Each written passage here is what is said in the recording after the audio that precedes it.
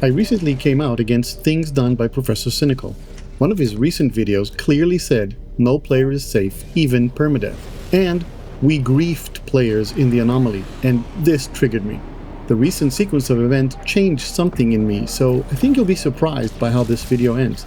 I got some heat for coming out against what the professor did, but not nearly as much as Professor Cynical got. But first, let me say this. I apologized to Professor Cynical, and he accepted my apology. Why did I apologize? Because he deserved it. What did I apologize for? Maybe not what you think. You see, coming out and saying that nobody is safe is one thing, but then saying we griefed players in the anomaly, that sounded like a threat and proof of wrongdoing. And here lies my main mistake. I'd like to make it very clear where I stood and where I now stand.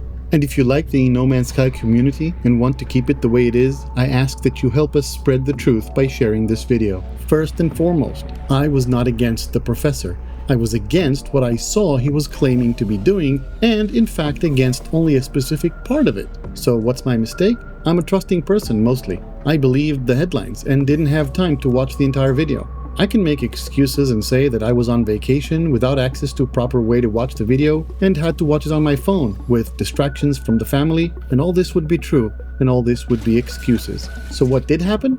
Professor Cynical was showing the community another one of Hello Games' bugs in NoMansSky. A bug that needs fixing.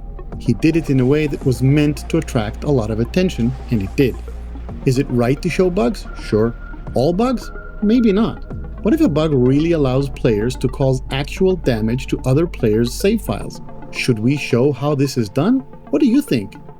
I feel that if a bug is seriously able to do real damage to other players, it should be reported to Hello Games Zendesk. And if it's possible to explain how to avoid it without teaching would-be griefers how to do it, then it's probably a good idea to explain. But giving would-be griefers tools to satisfy their perverse... never mind, you get the point.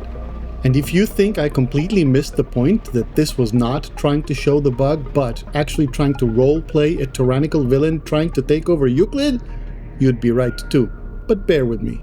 So there are two different parts to what Professor Cynical did. One part is showing the bug, and what might happen from it. This Professor Cynical did quite well in his way to which we are accustomed. The other part is demonstrating it on unsuspecting players. This is not what happened, but we were led to believe at first that it did, and this is what I came out against. Why am I against this? Because hiding the fact that this was staged... That was not real. The video was staged. And the players involved were aware of the fact that there was never any real risk. It was a staged video. No one has genuinely been thrown over the edge. It was my friends. This made this look like behavior bordering on toxic, and I think this could drive players away, leaving only the more toxic players to play the game. This would ruin the beautiful community we have. My failure was double.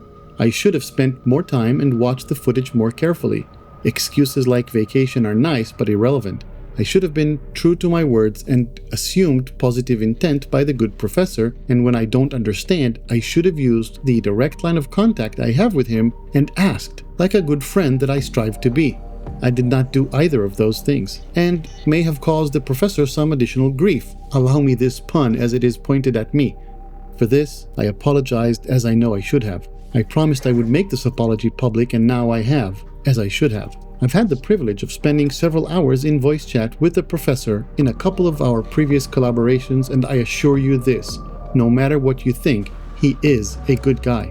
And I am truly glad he accepted my apology.